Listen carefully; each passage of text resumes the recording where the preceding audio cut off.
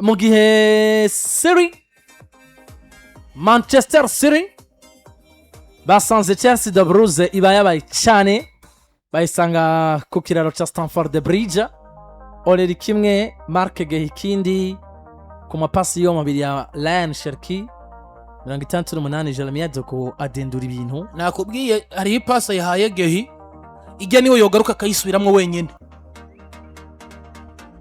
Manchester City kipe twa Chelsea de Bruges bitsinda 3-0. Umurundi ati umuvyeyi imbere yo guhana banza guhanura. Sinzi iki kintu turiko tucumva kumwe. City yabanje guhanura Chelsea. Oya. Burya yabanje guhanura Arsenal. Precipitation. Abarongozi ba Chelsea bagize nivyo zagagomba kuba zizira ico gihe. Ariko ntibiyumvira iyo bagomba kuja. Maybe ko nta kintu kimwe bariko bariruka ko bobo. Bishobora ko ari mu vyatumye uno munsi bafata ingingo zigiye zitandukanye. Nabonye absence ya kizigenza wabo Enzo Jeremias Fernandez. Nabonye absence yo mu mediateur akomeye kabisa. Kugera ahantu urondera ngo buriya Moises Caicedo muri ekipi kine ibintu vya muri ture uri nimero 6 mwiza ku isi. Mugabo muri ekipi kine ibintu birimwo technique football moderne Caicedo asanzwe narayenda kubonye. Technique sukumukaraba Caicedo ndamwemera nk'umukazere mwiza mugabo sero na system canke sero no bari kumwe niyo system nyene. Erega ari kumwe na Enzo canke na Reece James. Erega ntuzi ko bamaze igihe gusumba umwana Andre Santos mwiza ariko bamaze igihe bariko bakina na Santos.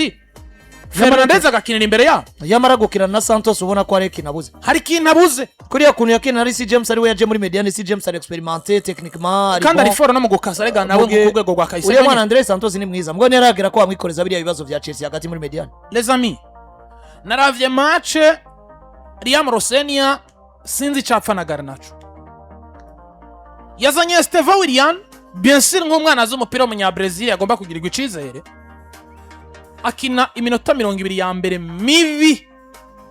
Tureke gukurikiza kwiyamaza igice. Akina iminota 20 ya mbere arikwiye kubwira umugabo yitwa Steve Willian ati wewe vamwo neto yoke ku ruhande rw'uyo Garnacho yinjira.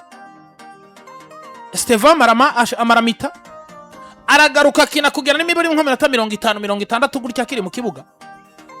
Ubwo Man City bagarutse bavuye muri deuxième mi-temps basohora bar bayima Chelsea umunota 46 wa 47 wa 48 wa 49 wa 50 babona igitsinda. Chelsea tarahererekanya imipira 10 inyuma y'akanya gato babona ikindi. Steve yarakiri mu kibuga.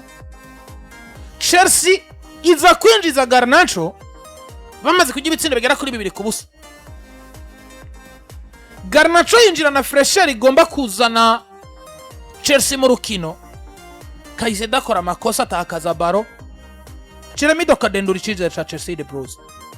Subiza ubwangi nyuma ndaraba urukino bariko barakina ndavuga ngo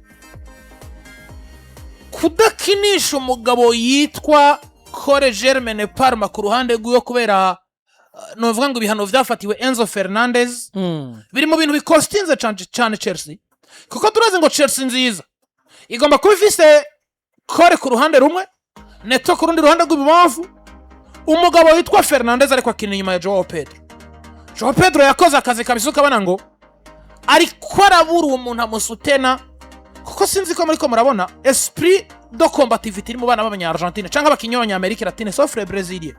Abanya-Brazil n'abantu bishimiye impano cyane gusumba gukora. Mugabo uravye esprit de combativité mu bakinyi b'abandi b'Amerika Latine za Uruguay za Argentine za Colombia za Chili na he. Fernandez bari babuze Elema moteur ku ruhande rw'iwanje. Wa mu mediateur agufasha gukasa, wa mu mediateur agufasha koorganiza, wa mu mediateur agufasha gutsinda niyo ibitsindo vyabuze. Ibi rero vyaje kunyereka ngo Manchester City uhuye na Chelsea fisi zina mugabo ataco yazanye nk'ibikorwa ku kibuga. Vyagaragaye ngo Man City iyo habamwo cohesion. Ibi bintu Guardiola abashimira Imana niyo agomba gatwara IPL. Iyo yatangura seza afise Semenyo hokageza hano Guardiola kagwara depression canka gafata Semenyo akabwira ati ntuzosubira mu kibuga no munsi umwe uzoza uraje ngo dokasohotse. Kore ko nisanze ko Semenyo kubana na harandi soriya mu bana abantu bavuga ngo once Mbappe na Vini harandi kugira ngo uzobone bakinanye na Semenya. hari imipira Semenya akiyumvira ko yotanga umupira, ubona ko yagize movement nziza Harandi, ariko deplacement nziza z'umwataka Harandi arazikora kabisa. Mugabo Semenya imbere y'igori ni mubi, aba yumva umengo yoba meilleur buteur ku nabi no ku neza. Rero no muzi yaba harimo cohesion nziza. Dufatira karorero iyo dukoresha iyo nyene n'ubwo itabaho. Iyo uruhande rwari kuba rufiswa na Savinho urundi na Doku, cankwa Bernardo Silva cha Foden afise uruhande urundi rukagirwa na Doku, Harandi yari kumanika Chelsea de Bruze akayibamba ku biti. Mugabo hari uburyohe umugabo yitwa Semenyo yimye urukino mu bijanye no kurondera ibitsindo. Rero no muzi Man City itsinda 3-0 Chelsea de Bruze, Gianluigi Donnarumma nivyo yananije, hari igitsindo ca kukurera vraiment c'umutwe ya muprashije Donnarumma tuyobe guhazananye apangurura umupira. Mugabo ugiye kuraba uyo iyindi mipira ishobora kubikanganye Donnarumma yakoze save nime buri nka 3 match yose. Just shobora kuza Landry kuvuga kuri Enzo Fernandez nk'umukinnyi yabuze mu kibuga, ahubwo nimwe gusa biza ni kibo mu biza bidetermina uburyo Chelsea no munsi mentalement muri vestiaire babanye.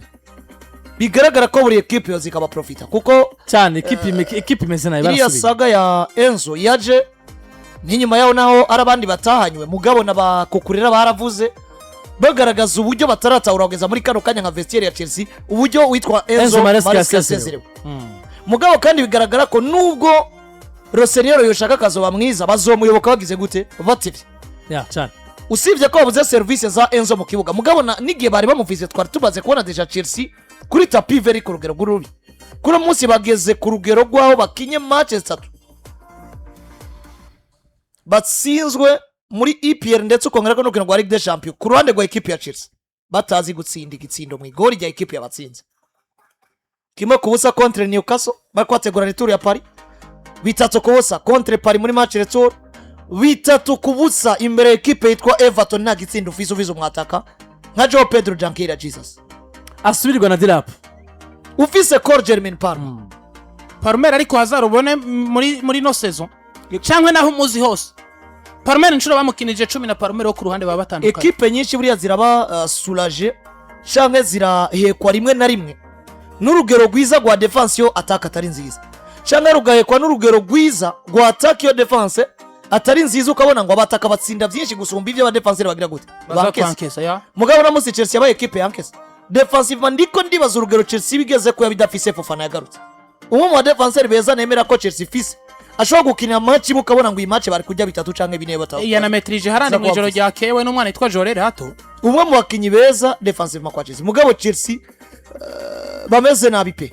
Ugiye kura nibyo rero sinorinda kubigaruka ko bakinye bibi, usivye ko nza gukonfirma ngavuga ngo equipe ya Man City rero yo yabaye equipe ivuga ngo ahantu Everton itora 3 twe turi Man City muri context y'igikombe avec rero babakinyi nubwo bitarinda kubasaba kugina neza kugira ngo batsinde match, bitarinda kubasaba kumumenyereza bumvisha ibero byinshi kuko uno munsi Pepe Guardiola nemeza ko ibibazo byose City gira rimwe na rimwe mu nkino zitandukanye abara remplacement yiwe mabi kwipriva service kuko nguno munsi je sinawura uburyo Foden atakija mu kibuga, sinawura uburyo wewe wiprivie totalement service Tijani probablement ndiko ndabona uburyo Pepe akunda abakinyi bazo umupira cyane, wowe bafise uko gucenga kumana umupira ukirenga n'ibindi bigiye bitandukanye, kabona ngo Tijani avec ukuntu bagarukanye Bernardo bigakunda ugacubona igaruka rya Rodri Cascante muri mediane abakunetraliza umwanya n'umwanya byabagiza kurushaho. Hageze igihe muri press conference avuga ngo Sherki ndakunda ivyo akina mugabo